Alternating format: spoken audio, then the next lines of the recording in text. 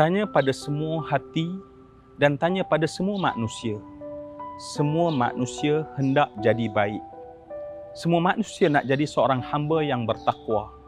Semua hamba tak nak Allah masukkan mereka dalam neraka di hari akhirat.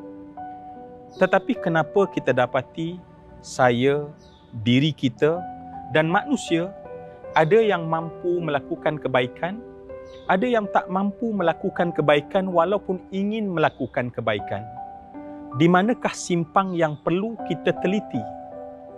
Jawapannya adalah kepada nafsu yang ada dalam diri manusia.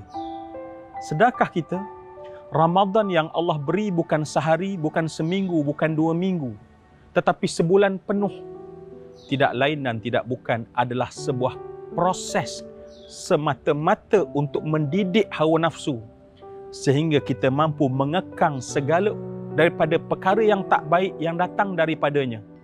Dan saat kita mampu mendidik, hati kita akan lahir cahaya fitrah dan kita akan kembali pada fitrah.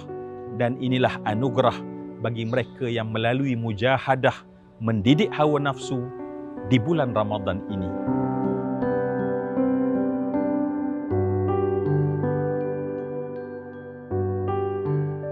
Baik, Assalamualaikum warahmatullahi wabarakatuh. Ya, saya Ustaz Faris ingatkan, rupanya kita bukan dalam bilik dia saja. Ada yang bersama kita melalui online ya. Saya duk tengok rakan-rakan di sini, lupa bahawa kita ada rakan-rakan sahabat kita yang follow secara online. Salam saya, doa saya dan doa kita semua juga pasti untuk sahabat-sahabat kita yang follow bersama di online. Nanti saya nak tengok siapa yang ada nama-nama kat situ, mungkin saya boleh sebut sikit ya. Baik tuan-tuan, supaya kita dapat faham dulu model ini, saya mohon izin untuk menerangkan. Ini kena tengok betul-betul apa yang sebenarnya ada ya, supaya kita tahu bahawa model ini adalah model memudahkan kita untuk ingat dan bagaimana kita berinteraksi dengan bulan Ramadan yang kita masuk. Baik. Sebab tu dia mesti bermula, orang kata begin with the end in mind. Ya, sesuatu benda itu mesti dimulakan dengan dia punya the ultimate goal. Sebentar tadi kita dah melalui bahawa sebenarnya kita kalau nak Ramadan ini adalah benar-benar sesuatu yang salimni Ramadan wasallim Ramadan li, maka kita kena tahu bahawa tujuan Ramadan paling tinggi adalah membebaskan aku daripada neraka. Siapakah orang yang bebas daripada neraka? Jawapannya adalah orang bertakwa. Ya, apakah orang yang bebas daripada neraka adalah orang bertakwa. Selain daripada orang bertakwa, dia tak akan bebas daripada neraka.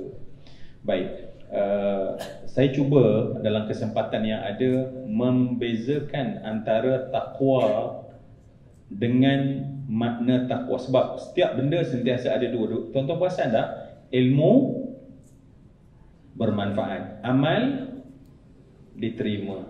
Takwa juga ada dua tuan-tuan. Ya, takwa ada dua.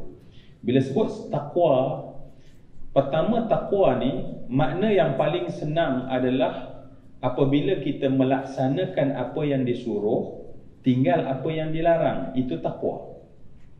Tetapi ingat, makna sentiasa dua. Ya, takwa maknanya kalau kita dengar khatib baca khutbah, dia akan baca, wahai orang-orang yang beriman, bertakwalah kepada Allah dengan melaksanakan apa disuruh, tinggal apa yang dilarang.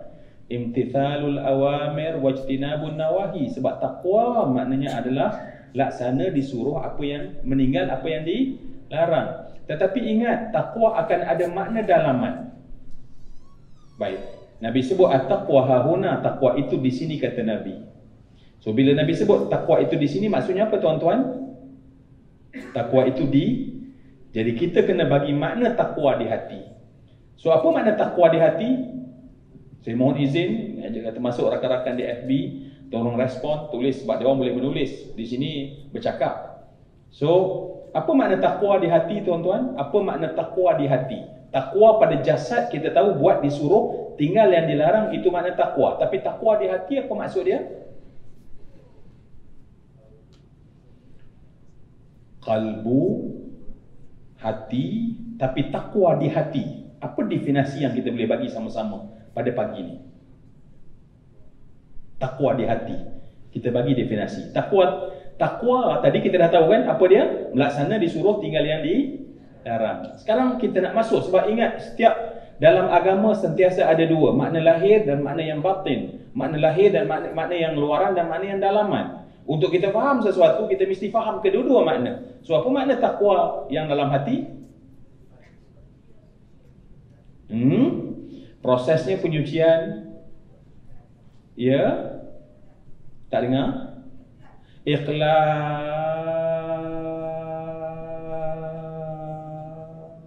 Nanti saya komen.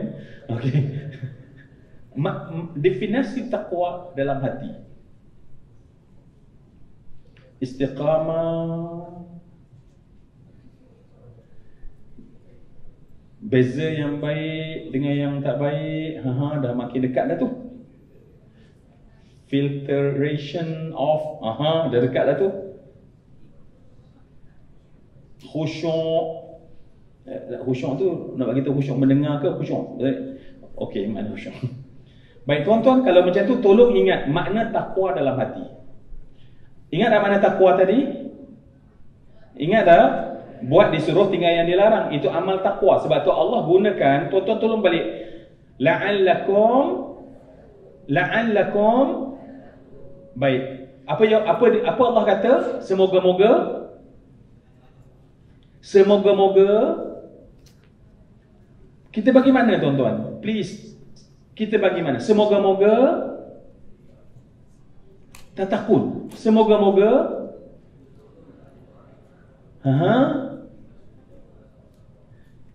tuan-tuan, kita kena tengok kat situ nouns ke verb, fi'il ke isim. Verb. Tattaqun, kamu buat benda takwa. Diwajibkan kamu berpuasa seperti kaum-kaum terdahulu supaya kamu membuat benda-benda takwa. Bukan kamu menjadi orang takwa. Cuma apabila kita buat, itu kita punya faham. Faham kita adalah apabila kita buat benda-benda takwa, kita jadi apa? Orang takwa. Tetapi Allah tak kata kamu menjadi orang takwa dalam konteks ayat. Allah sebut tentang praktik. Sebab tu kita letak sini mesti ada proses. Dan ini kita cuba bincangkan. Saya ulang sekali lagi tuan-tuan. Saya ulang sekali lagi. Sebab kadang-kadang banyak kita buat terjemahan dengan melalui kefahaman. Tetapi kita kena balik pada makna asal. Sebab ayat itu Allah kata telah diwajibkan ke atas kamu seperti umat-umat terdahulu supaya kamu melaksanakan, kamu buat amal takwa. So bila kita kata kita buat amal takwa, maka kita senang memberi definisi takwa secara lahir. Apa takwa secara lahir? Buat yang disuruh, tinggal yang dilarang. Saya sedang bertanya pada soalan yang lebih dalam. Apakah makna takwa? Bila Nabi kata takwa itu di sini, Nabi sebut takwa itu hahuna, at-taqwa hahuna. Apa makna takwa di dalam?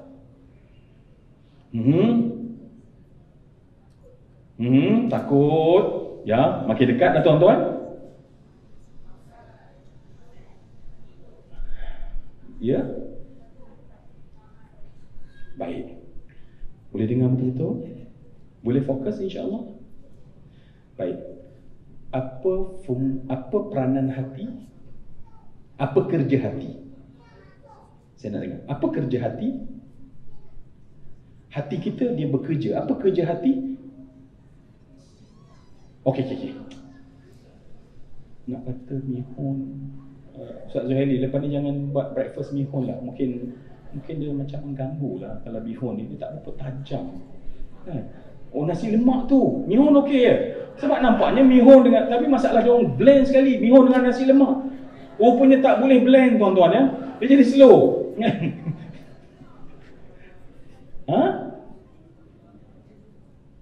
Dicadangkan roti bakar pula lepas ni, Masya Allah ya. Kita cuba boleh insya-Allah. Kita nanti ada program event lagi kita yang lain. Baik, semua yang dikasihkan. Okey, nak bagi mudah, apa kerja mata? Alhamdulillah. Apa kerja telinga? Apa kerja mulut? Apa kerja hati? merasa. Hati ni kerja dia satu je, rasa. Dia masih lagi isu mihon goreng yang lidah rasa katanya. Sebab tak puas hati, sebab saya kata mihon tak boleh campur dengan nasi lemak tadi kan. Jadi bila saya kata hati kerja merasa, lidah pun rasa. Ya, itulah settle. Baik, apa kerja hati? Sebab kita nak bagi definisi sekarang, kita kena tahu kerja hati adalah So kalau kita nak bagi tahu bahawa takwa di dalam, takwa tadi apa makna? Sekali lagi kita bagi takwa apa makna dia? Buat disuruh, tinggal yang dilarang. Apabila kita praktik buat yang disuruh, tinggal yang dilarang, maka kita orang dianggap melaksanakan perbuatan takwa. Kita melaksanakan perbuatan takwa. Tetapi sekarang kita nak bagi kata Nabi takwa itu di sini, maka bila dia bagi tahu bahawa takwa yang dalam hati, yang Allah kata bahawa takwa qulub adalah satu benda yang lebih tinggi. So makna takwa hati adalah rasa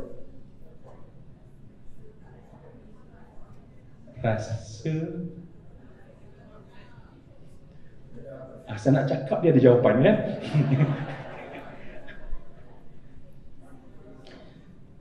Alhamdulillah semua cakap rasa. Alhamdulillah, maknanya kita dah betul dalam track kan. Maknanya tak ada nak buat benda lain. Okey tak? Okey, alhamdulillah dah settle. Baik. Rasa apa? Okey, dengar betul-betul. Taqwal qulub adalah ketika hati rasa sayang apa yang Allah suruh. Ketika hati tak suka apa yang Allah benci. Allah benci, kita benci. Allah sayang, kita sayang. Itu namanya taqwal qulub. Saya ulang sekali lagi. Pada saat hati kita sayangnya apa yang Allah suruh. Makna takwa adalah buat apa Allah suruh. Tapi taqwal qulub adalah rasa sayang apa yang Allah suruh dan hati rasa tak suka apa yang Allah larang. Maksudnya Allah kata larang sesuatu, kita pun tak suka. Maka sampai tahap itu kita dah rasa, dan rasa tersebut adalah taqwal qulub. Okey ke saya punya bahasa? Masya-Allah. Okey, saya nak tahu jelas ke tak jelas, sebab communication ialah bukan apa kamu sampai, tapi apa yang orang terima. Saya baik, tuan-tuan perasan tak? Bila kita serius sekarang, ada beza tak di antara takwa dengan taqwal qulub? Ada beza tak? Mungkin ada beza dah. Baik, apabila seorang tu solat, dia sedang buat amal.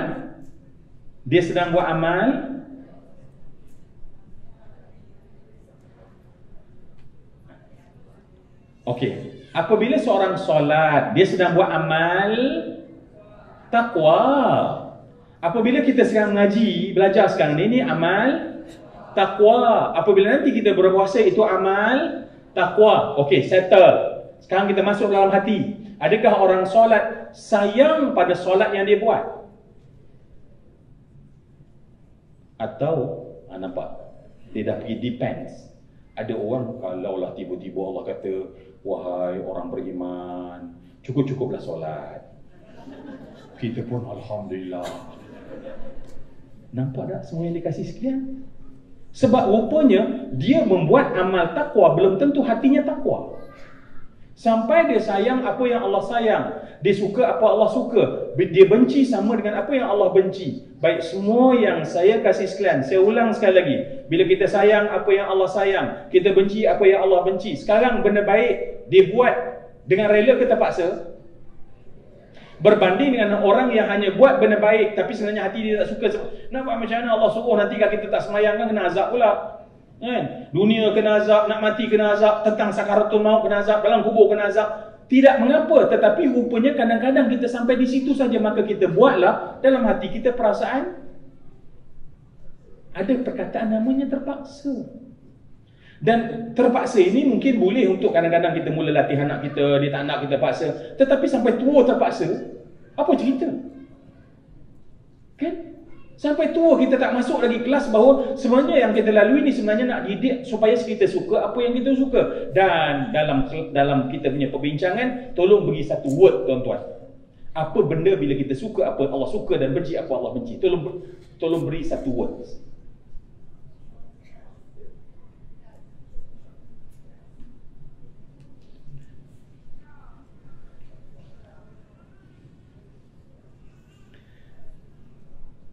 Saya dah dengar.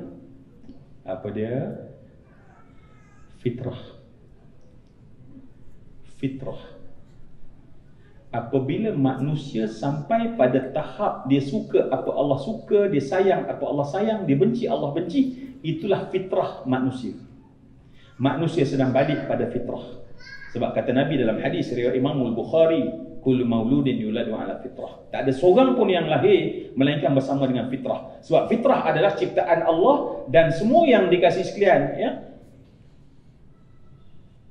Tuan-tuan masih ada apa makna fitrah? Apa makna fitrah? Ya. Asal. Apa yang asal tu sebenarnya? Apa kembali pada asal tu apa sebenarnya?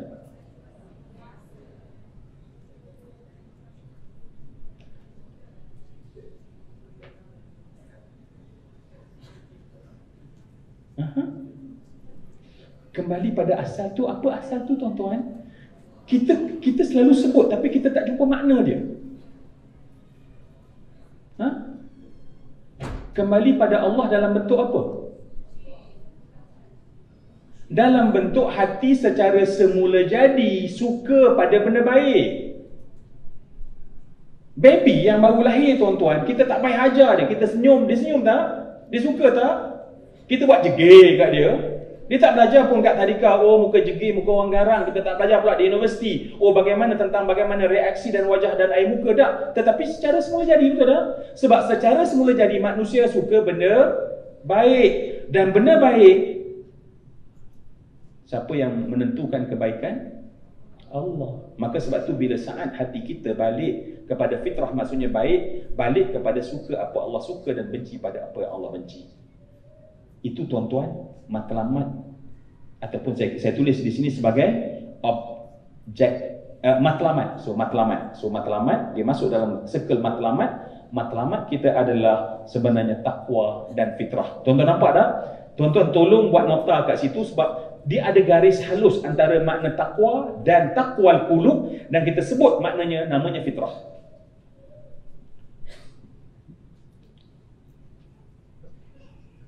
Tuan-tuan,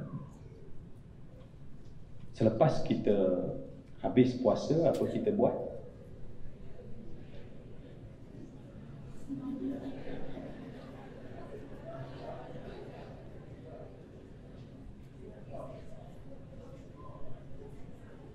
Tuan-tuan, kita akan raikan satu benda. Namanya apa? Apa nama dia? Fitri. Tuan-tuan dengar tak? Fitrah. Sebab setelah kita mujahadah selama 30 bulan melalui proses yang sepatutnya kita lalui, sepatutnya kita telah kembali kepada fitrah, maka kita raikan fitrah kita pada ketika itu. Maka sebab tu fitri itu, ya, ingat sentiasa ada dua makna. Tolong sentiasa ingat pada dua makna. Makna yang paling luar macam tadi, apa dia? Kembali pada dulu tak boleh makan, sekarang boleh makan. Sebab manusia ini secara semula jadi dia perlu makan. Secara semula jadi. Tetapi adakah jasad kita hanya perlu makan? Kita ada lagi satu lagi unsur, namanya unsur roh.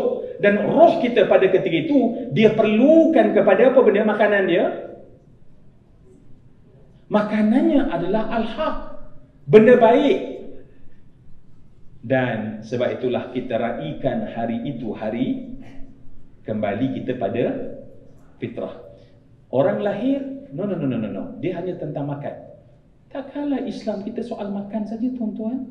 Ada yang lebih dalam daripada makan, yang namanya makan pada hati. Jadi sebab itu semua yang dikasih sekalian, sebab itulah matlamat kita sebenarnya bulan Ramadan adalah sebenarnya nak melahirkan takwa. Tuan-tuan boleh follow setakat ini sebab saya minta sebenarnya ada satu whiteboard, tapi tak apalah tuan-tuan sebab ada dah pegang ni. Jadi tuan-tuan boleh pegang, tuan tengok, dan tuan-tuan boleh tengok atas apa ni? Sebab ni kita tak dapat flip chair, tapi tuan-tuan boleh kena multitasking lah kot ya. Pegang sana, cari nota ya, sambil dengar, hilang separuh ya. Baik, boleh dapat tak? Baik, kalau tuan-tuan dapat, sekarang kita tengok lagi. Baik. Semua yang dikasih sekalian, tadi dalam sedikit klip saya bagi tahu bahawa semua orang nak buat baik. Jangan tuan-tuan rasa bangga sebab kita rasa nak buat baik, sebab semua orang rasa nak buat baik. Tuan-tuan jangan rasa macam kita ni hebat sebab nak masuk syurga, sebab semua orang nak masuk syurga, sehingga syurga ada dalam semua bahasa. Bahasa Arab disebut Jannat. Dalam bahasa Inggeris Paradise, Heaven. Betul tak? Apa lagi? Bahasa apa lagi? Tolong saya. Bahasa Perancis. Tahu ke? Okey. Tapi tuan-tuan percaya tak bahawa semua bahasa ada syurga? Betul kan? Hatta saya ceramah pada orang asli tuan-tuan, mereka juga ada syurga. Dan panggilan syurga dia apa tuan-tuan? Kebun buah. Tapi kebun buah, kalau convert bahasa Arab apa dia? Kebun buah convert bahasa Arab apa dia? Jannah. Jannah adalah kebun buah-buahan. Allah gambarkan kebun. Jadi sebab itu Masya Allah, maknanya tuan-tuan, kalau dalam hati kita sekarang rasa nak masuk syurga itu biasa. Tetapi sebenarnya kenapa ada orang boleh masuk syurga? Kenapa ada orang boleh buat baik? Kerana sebenarnya kita ada satu penghalang. Apa nama penghalang dia? Sebab tu tuan-tuan, nak tak nak, kalau kita bercakap serius tentang Ramadan, kita kena bercakap soal nafsu dan penyucian hati. Kita kena cakap soal didik nafsu dan penyucian hati. So kita undur sehingga sebenarnya penyucian hati menjadi objektif. Kenapa Ramadan ya? Objektif Ramadan adalah Ramadan bulan untuk aku didik hawa nafsu. Aku nak didik hawa nafsu. Aku nak didik hawa nafsu. Baik tuan-tuan, apa cara kita nak mendidik hawa nafsu? Tengok pada proses. Apa cara kita nak didik hawa nafsu? Ya. Pertama sekali, Allah jadikan kita ini ibadah itu cara mendidik hawa nafsu. Tetapi kita kena ingat bahawa ibadah mesti sampai menjadi ubudiyah. Okay. Ibadah mesti menjadi ubudiyah. Sebab ingat, sentiasa ada dua benda. Ingat, sentiasa ada dua benda. Sentiasa ada dua benda. Ibadah mesti melahirkan ubudiyah. Dan ibadah tersebut tuan-tuan mesti ada, bila sebut ibadah mesti ada dua. Satu dengan Allah, satu dengan manusia. Kita masuk bulan Ramadan, kita mesti spend ibadah mesti yang ada kaitan dengan Allah dan ada kaitan dengan manusia. Dan dalam bulan Ramadan, ibadah yang kita buat mesti mencapai ubudiyah. Barulah kita akan dapat amal mutaqabbalah, amal yang diterima. So bila amal diterima, barulah dia akan dapat mendidik nafsu. Bila dapat mendidik nafsu, maka manusia akan melahirkan takwa. Dan bila manusia melahirkan takwa secara fitrah, mereka bebas daripada neraka. Baik tuan-tuan, oleh kerana kebetulan bolehkah kalau saya nak ajak tuan-tuan juga berdiri?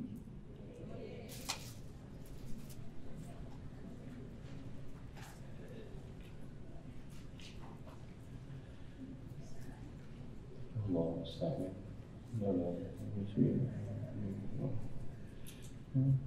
Pegang muka macam ni, dia jatuh. Baik. Ibadah terbagi pada dua. Satu dengan Allah, satu dengan manusia. Tak nama ibadah kalau hanya baik dengan Allah. Sebab tu bila kita masuk bulan Ramadan, masuk dalam plan. Sebab proses kita adalah mesti ada dengan Allah dan mesti ada dengan manusia. Mesti akrab dengan Allah, aku jadi lebih baik dengan manusia. Ramadan pada kali ini kita punya usaha adalah makin baik dengan Allah, makin rapat dengan manusia. Makin akrab dengan Allah, makin rapat dengan manusia. Dan ibadah tersebut mesti sampai melahirkan ubudiyah. Ubudiyah ni adalah buat. Sebab apa makna ibadah? Semua yang dikasih sekarang, apa makna ibadah? Apa Tanya lagi, cakap je lah. Tuan-tuan, kan kita bincang. Masih tak selesai lagi tuan-tuan. Selagi belum makan tengah hari, masih dalam perbincangan tuan-tuan. Terus orang kata, Ustaz jawab je lah Ustaz. Settle cepat sikit. No tuan-tuan. Kata Einstein, duduklah dalam majlis yang beri kamu soalan, jangan duduk dalam majlis yang beri kamu jawapan. Sebab anda ada kebijaksanaan yang takkan bergerak kebijaksanaan melainkan dengan soalan. Jadi sebab tu, kan Nabi suruh kita. Kan Nabi katanya satu benda, Nabi tanya dulu. Sebab Nabi hormat kebijaksanaan yang ada dalam diri tuan-tuan. Baik, apa makna ibadah? Baik, tuan-tuan dengar tak perkataan abdi, hamba. So, bila kita ni mengabdikan diri pada Allah, apa sifat yang mesti ada di dalam? Pengabdian mungkin saya solat, itu lahiriah kita kata. Tetapi apa yang mesti ada di dalam?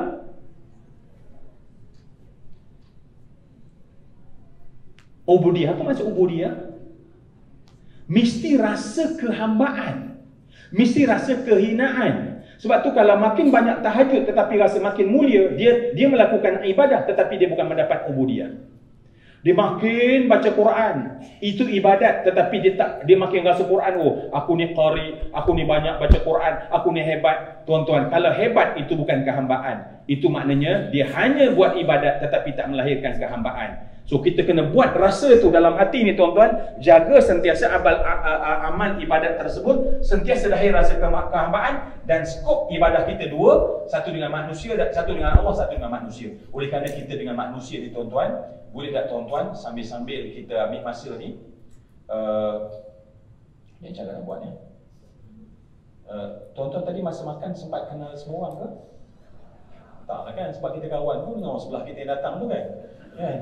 Masa dalam kereta kawan dengan dia, masa makan bercakap dengan dia, masa nanti dalam kuliah pun duduk sebelah dia. Maka sebab tu Masya Allah, akhirnya kita membentuk satu masyarakat yang kita hanya rapat dengan orang kita rapat, dan kita tak akan rapat dengan orang yang kita tak biasa. Betul kan? Baik, jom kita praktik tuan-tuan. Boleh tak kita praktik? Macam mana cara nak praktiknya? Macam mana nak buat? Macam mana nak buat ya? Okey, baik tuan-tuan. Boleh tak tuan-tuan, pertama sekali kita ubah kawasan. Ubah tempat kawasan kita ada ke tempat lain. Kita cuba tengok. Sebab tuan-tuan bila tengok saya dari sini kan, tak sama daripada apa orang tengok saya daripada sini. Orang yang tengok daripada sini tak sama dengan tengok saya daripada belakang. Sebab pandangan membentuk, tempat duduk membentuk pandangan. Okey tuan-tuan, boleh tak tuan-tuan? Tuan-tuan bergerak perlahan-lahan. Allah, tapi banyak beg kan, saya tengok Allah.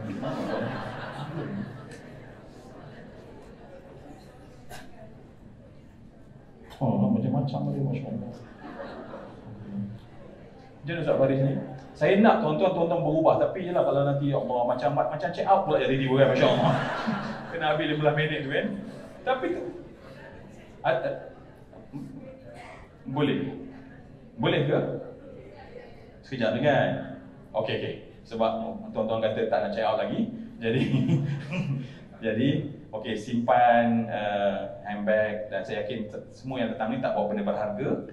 So simpan. Kalau rasa berharga just bimbit ya. Kalau just file just apa tu, itu tak apa. Baik, tuan-tuan tolong saya nak minta kita ubah di mana tuan-tuan ada, saya akan buat nanti. Make sure orang Sarawak dia tak boleh duduk di tempat yang tadi tu ya. Saya jumpa tempat orang baru. Okey, tuan-tuan tolong ubah tempat sekarang. Silakan tuan-tuan dengan cepat. Adib, sana Adib.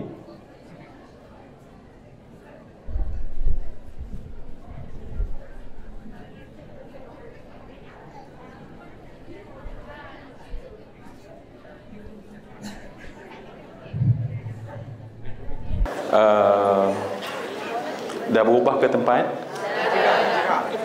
Jerak kan? Sekejap.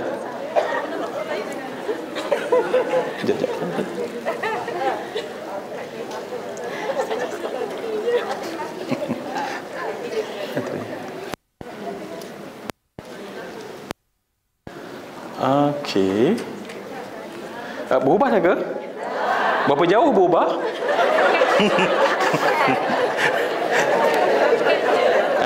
Berapa jauh berubah? Jauh Daripada mana tadi? Daripada mana? Oh, tengah. Oh, betul lah, tengah ya. Tapi tuan-tuan, orang yang hijrah tu sama-sama duduk sebelah tadi ke ataupun? Alhamdulillah. Macamlah saya tak kenal lawan Seri Gombak dua orang ni. Lain mana?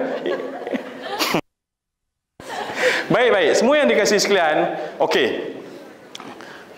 Sebenarnya kita dilatih untuk sentiasa sebenarnya membuka daerah kenal, supaya itulah tuntutan agama. Sebab agama kita mengajar kita jangan hanya rapat dengan orang biasa kita rapat, tetapi carilah seramai mungkin untuk orang yang kita boleh rapat. Ini ruh Ramadan tuan-tuan, ini ruh Ramadan. Tolong sedar benda ni. Sebab setengah orang bila sebut ibadah, dia rasa bahawa ibadah ni adalah dengan Allah, sedangkan dia lupa bahawa ibadah bukan hanya tentang Allah, tetapi dengan manusia. Itu ibadah. Ibadah adalah bagaimana kita memperkukuhkan hubungan kita dengan Allah dan hubungan dengan manusia. Baik tuan-tuan, saya bolehkah kita buat satu praktik, bukan praktik lah tuan-tuan, kita amal satu yang amalan para sahabat. Apa amalan para sahabat? Amalan para sahabat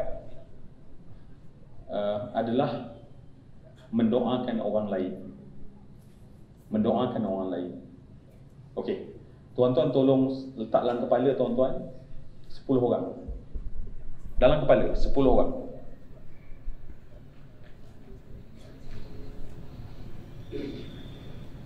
Sepuluh orang. Tuan-tuan, siapa yang tuan-tuan kenal 10 orang?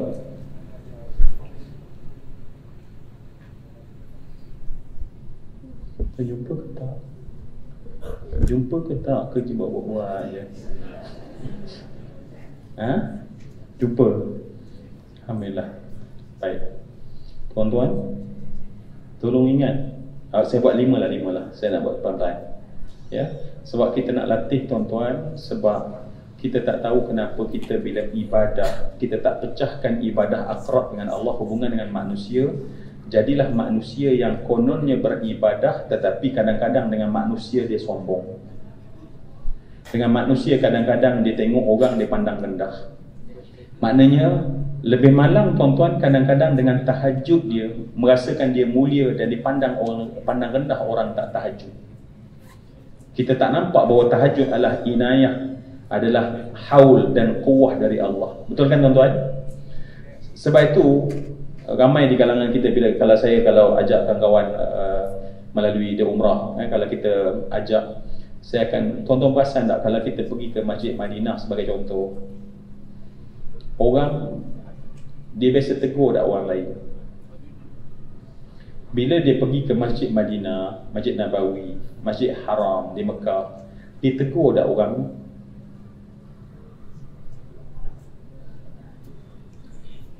Dia tegur ke tak? Tuan-tuan, tegur ke tak? Jangan sekali tegur dan tuan-tuan generalization kan dia bahawa oh tegur. Kalau sekadar seorang yang tegur, dua orang yang tegur, 2 kali tegur, itu kan tegur. Tegur ni maksudnya adalah macam kita jumpa kawan kita, setiap kali kita tegur dah, ke kadang-kadang tegur kawan kita sendiri, balik rumah tegur dah isteri kita, ke main belah saja. Itu maksud saya tegur. Maknanya, adakah suasana ibadah macam tu berlaku ketika kita pergi Masjid Nabawi? Sedih nak cakap, tapi itu yang berlaku. Kita tak peduli orang tak peduli kita. Sebab dia terlupa bahawa ibadah tu terbagi pada 2 pecahan. Dia tak datang dalam kepala. Kenapa? Sebab mereka yang datang ke Masjid Nabawi adalah datang daripada masjid-masjid kita. Dan masjid kita dah terbentuk bahawa engkau, aku, engkau dengan Tuhan. Dan akhirnya bila sampai ke Madinah, semua yang datang daripada seluruh masjid dengan sikap yang sama, mengulang benda yang sama. Dan akhirnya berhimpunlah 100,000 orang Islam, tetapi 100,000 yang tidak ada hubungan pun antara satu dengan yang lain. Allah sebut dalam Al-Quran, tahsabuhum jami'an wa qulubuhum syatta. Allah sebut tentang orang Yahudi, kamu nampak mereka itu seperti satu kelompok yang berjamaah, tetapi hati mereka berantakan, pecah. Sedih tuan-tuan. Sebab tu nak latih ni, kita latih di bulan Ramadan. Maknanya tuan-tuan, mesti ada kita fokus kepada manusia dalam konteks kita nak dekat dengan Allah. Mesti kita masuk dalam perancangan kita, ada yang aku nak buat baik. Sebab tu tuan-tuan, dalam perancangan, sebab macam kita ambil semangat Ahmad bin Hanbal sebentar tadi, maka kita mesti buat satu benda yang untuk kita makin rapat dengan manusia. Mungkin selama ni aku tegur seorang dua, ataupun aku hanya baik dengan orang aku kenal, tapi lepas daripada ini aku akan tegur siapa walaupun kita tak kenal. Buat dalam perancangan tuan-tuan. Sebab ini mesti. Sebab DNA ibadah mesti ada hubungan dengan Allah, mesti ada hubungan dengan manusia. Okey? Berapa orang tadi saya minta? Saya kurangkan ke 5 orang.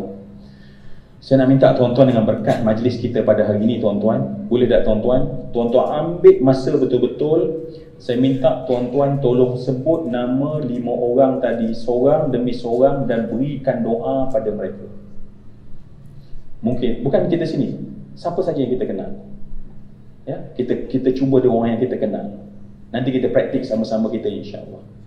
Mungkin tuan-tuan kenal ada seorang adik-beradik kita. Ni kecuali mak saya nak letak tempat yang lebih special tuan-tuan.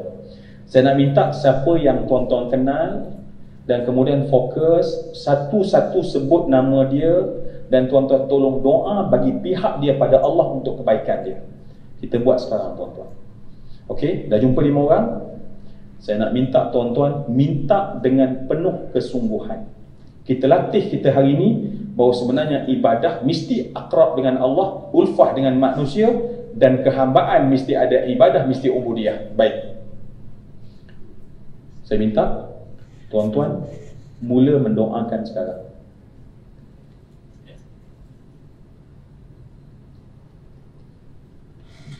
Adik tak doa pun.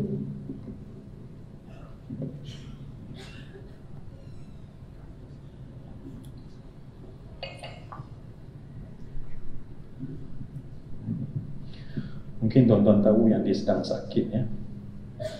Tolong doakan kesembuhan untuk dia. Doalah di belakang dia. Doalah. Walau dia tak tahu, tapi tuan-tuan doa. Mungkin dia sedang sakit pada masa ini. Minta betul-betul dengan penuh tulus merayu pada Allah agar Allah sembuhkan sakit dia. Mungkin tuan-tuan pernah dengar dia yang dalam keadaan bermasalah dalam bab kewangan. Tolong doa tuan-tuan. Ada seorang yang tuan-tuan sedar bahawa Masya Allah, dia susah sangat saat ini. Tolong doakan untuk murah rezeki dia. Mungkin tuan-tuan pernah dengar dia mungkin dalam keadaan ada krisis rumah tangga. Doakan supaya Allah damaikan, Allah bagi penyelesaian, Allah bagi kegembiraan. Mungkin tuan-tuan pernah dengar bagaimana betapa mungkin sahabat kita yang anak-anak tak hormat dia. Setiap hari dia dalam keadaan sedih sangat.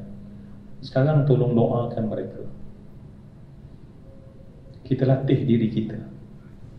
Latih diri kita, sebab ibadah adalah tentang kita dengan manusia.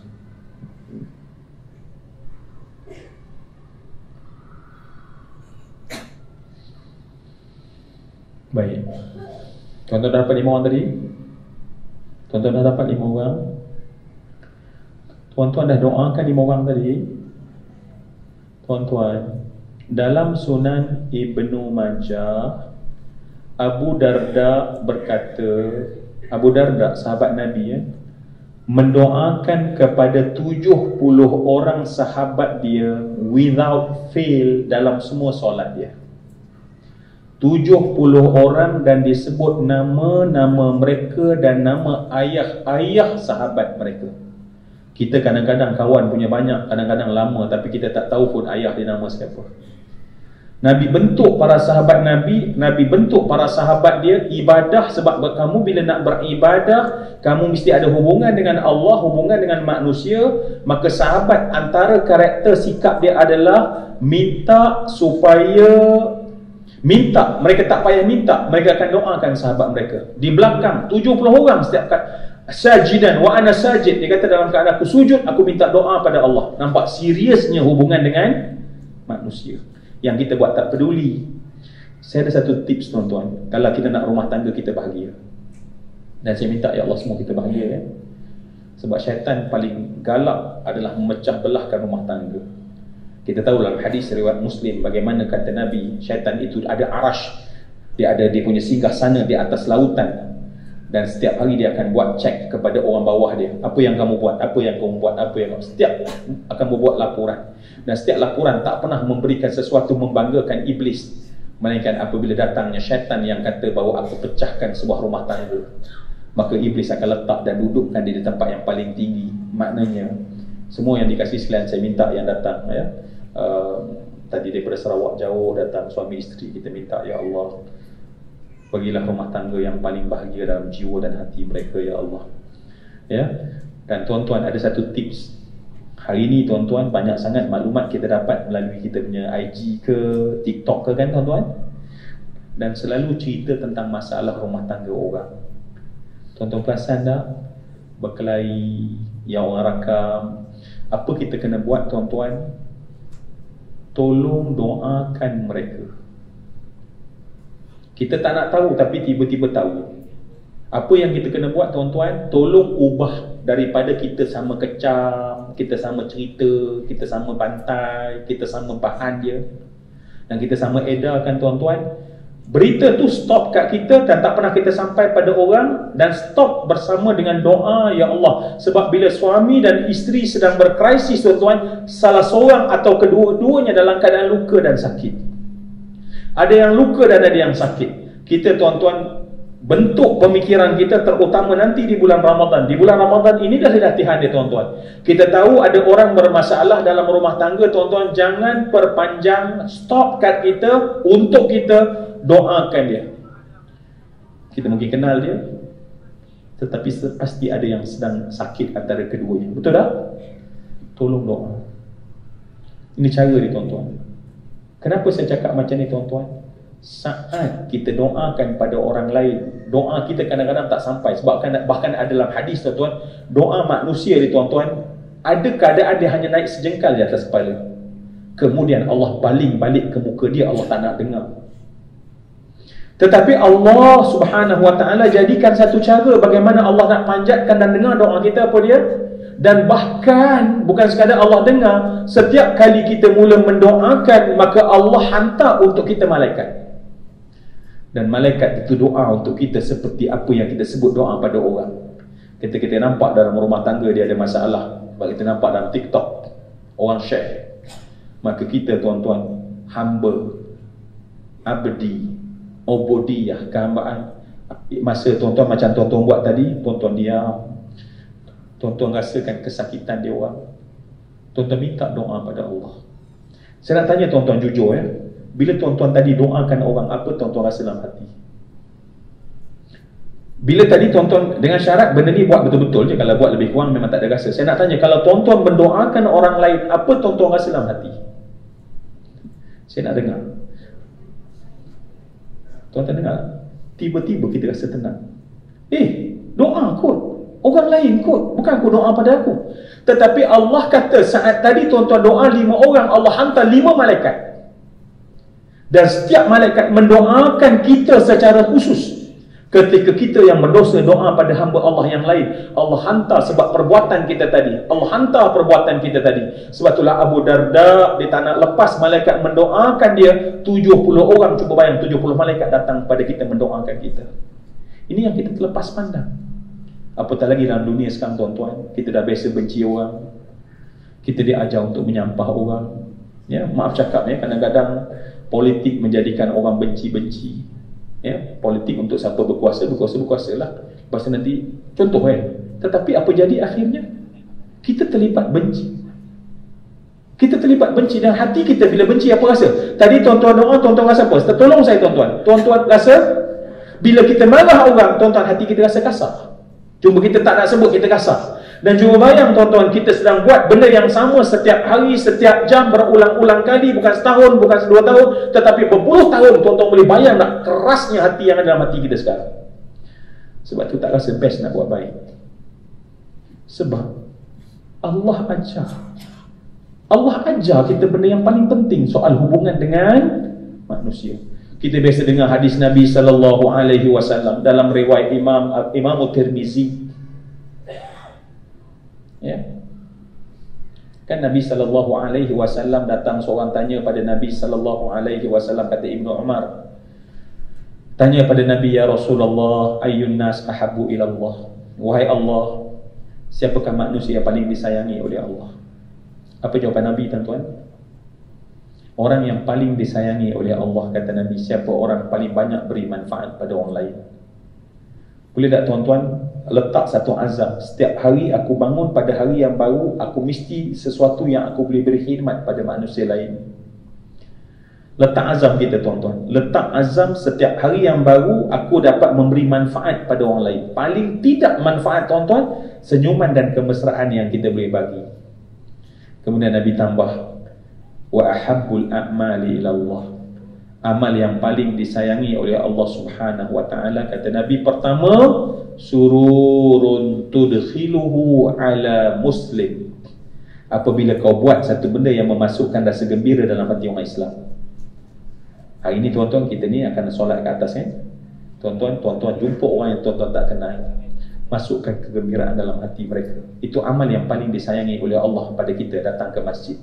Saya nak ulang, mafhum mukhalafah adalah kita datang ke rumah Allah, kita tak peduli orang, sampai orang pun takut tengok kita. Haji ni bahaya ni. Buat ibadat nampaknya. Ya? Dan orang tak selesa pun dengan kita. Kita sedang buat amal yang paling tak disukai oleh Allah. Kita buat, tuan-tuan. Sebab tu kita nak mula di sini. Baru mula tukar kursi je kan. Saya belum, supaya kita dalam ni bermesra sesama kita. Sebab disukai oleh Allah Subhanahu wa taala. Dan kemudian kata Nabi, au takshifu anhu kurbatan, atau kamu melepaskan kesusahan yang ada pada dia, au taqrudu anhu ju'an, atau kamu melepaskan rasa lapar pada dia. Tuan-tuan tolong dengar, kita betulkan mindset kita bahawa aku nak ibadah mesti ada Allah, mesti ada dengan manusia, mesti ada Allah, mesti ada dengan manusia. Jangan masuk Ramadan hanya fikir untuk i'tikaf, tetapi ingat kata Nabi apa dia, wala an amshiya ma'a akhin fi hajatin lahu ahabbu ilayya min an a'takifa fi hadzal masjid syahr. Aku, kata Nabi, pergi ke saudaraku untuk tunaikan hajat dia, itu lebih aku suka daripada aku iktikaf dalam masjid ini di Madinah selama sebulan. Maknanya tuan-tuan, apa yang Allah nak kita buat, kita dapat memberikan kegembiraan, dapat menolong orang semua. Ketika itu kita dapat. Baik, semua yang dikasih sekalian, sebab kita akan break pada satu suku, tuan-tuan, sebab kita ada 1:30 dah masuk Zuhur kan? Masuk Zuhur. So alhamdulillah hari ini kita dapat 2 waktu kita di masjid apa ni? Wilayah. Sama ada jamak pun alhamdulillah kita juga dapat waktu tu di sini. Yang jamak, yang musafir boleh jamak.